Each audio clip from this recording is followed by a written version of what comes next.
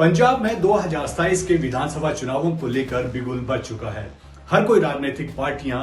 अपनी ओर से पूरी तैयारी शुरू कर दी है। अगर भाजपा की यहां पर बात करें तो भाजपा अभी से ही तैयारियों में जुट गई है और सबसे बड़े जो हरियाणा के नेता हैं मुख्यमंत्री नायब सिंह सैनी, वो लगातार पंजाब का दौरा कर रहे हैं। पिछले कल वो अमृतसर में थे और आज लुधियाना में एक बड़ी जनसभा को उन्होंने संबोधित किया, जहां पर तमाम पंजाब की लीडरशिप मौजूद थी और इसे शक्ति प्रदर्शन के तौर पे देखा जा रहा है। जिस तरह से लुधियाना, अमृतसर, गुरदासपुर और पठानकोट और अमृतसर, जिस तरह से ये पूरी बेल्ट है, यहाँ पर जो भाजपा का कैडर वोट है वो ज्यादा है, तो उसको ही साधने की कोशिश जो है लगातार भाजपा यहाँ पर कर रही है। लेकिन जिस तरह से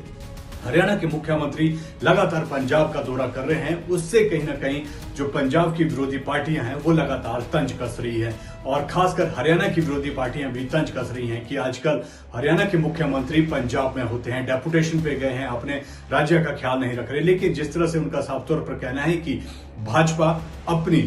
पकड़ मजबूत करने के लिए लगातार पंजाब में है और अब देखना होगा कि हरियाणा के मुख्यमंत्री जिस तरह से लगातार पंजाब का दौरा कर रहे हैं, सियासी ये दौरे हैं, लगातार जनसभाएं कर रहे हैं, उस आने वाले दिनों में भाजपा को इससे कितना फायदा होगा। लेकिन जिस तरह से जो हरियाणा के मुख्यमंत्री हैं वो सैनी समाज से आते हैं, तो उसको भी साधने की कोशिश जो है वो यहाँ पर की जा रही है। और साथ में अब आने वाले दिनों में ये देखना होगा क्या शिरोमणि अकाली दल और भाजपा का गठबंधन होता है या फिर नहीं। जो अटकलें लगाई जा रही थी कि 2027 के चुनावों को लेकर दोनों पार्टियों का यहाँ पर गठबंधन होगा, लेकिन भाजपा अपनी ओर से पूरी रणनीति के साथ उतरी है और लगातार रैलियां जो है वो पंजाब में कर रही है। वहीं पर अगर विपक्षी पार्टियों की बात करें तो विपक्षी पार्टियां लगातार हरियाणा के मुख्यमंत्री पर तंज कसती आ रही हैं, SYL के मुद्दे पर जो है वो तंज कसती आ रही हैं और जिस तरह से हरियाणा का मॉडल लेकर जो है वो पंजाब में हरियाणा के मुख्यमंत्री लगातार आ रहे हैं, तो उसको लेकर भी जो पंजाब की विपक्षी पार्टियां हैं वो लगातार सवाल उठा रही हैं।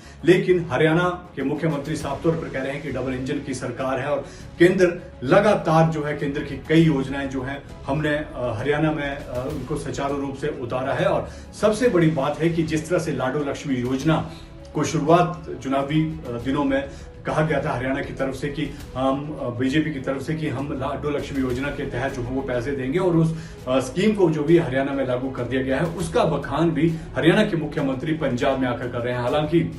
पंजाब में अभी तक जो 1100 रुपए देने की बात आम आदमी पार्टी ने चुनावी वायदा किया था वो अभी तक फिलहाल जो है उसकी अनाउंसमेंट नहीं की जा रही है। लेकिन जिस तरह से जो 8 मार्च को जो बजट पेश होना उसमें उम्मीद की जा रही है कि इसमें पंजाब सरकार जो है वो महिलाओं को 1100 रुपए देने की बात कर सकती है। लेकिन जिस तरह से हरियाणा के मुख्यमंत्री जो है वो लगातार बात कर रहे हैं कि औद्योगिक की बात कर रहे हैं, बेरोजगारी की बात कर रहे हैं कि हरियाणा में किस तरह से रोजगार युवाओं को दिए जा रहे हैं, तो उसको लेकर कहीं ना कहीं पंजाब में जो है हरियाणा का मॉडल जो है वो प्रस्तुत किया जा रहा है। लेकिन जिस तरह से हरियाणा के मुख्यमंत्री लगातार पंजाब में हैं और पंजाब में लगातार ताबड़तोड़ रैलियां वो कर रहे हैं और संगठन को मजबूत करने की कोशिश यहां पर की जा रही है। और लुधियाना में जिस तरह से आज एक बड़ी रैली का आयोजन किया, तमाम लीडरशिप जो यहां पर मौजूद थी और कहीं ना कहीं 2027 का जो चुनाव है उसको लेकर रणनीति के मद्देनजर जो है ये एक शक्ति प्रदर्शन के तौर पर भी इस रैली को जो है वो देखने को मिल रही है। कई युवाओं को जो है भाजपा में शामिल किया जा रहा है।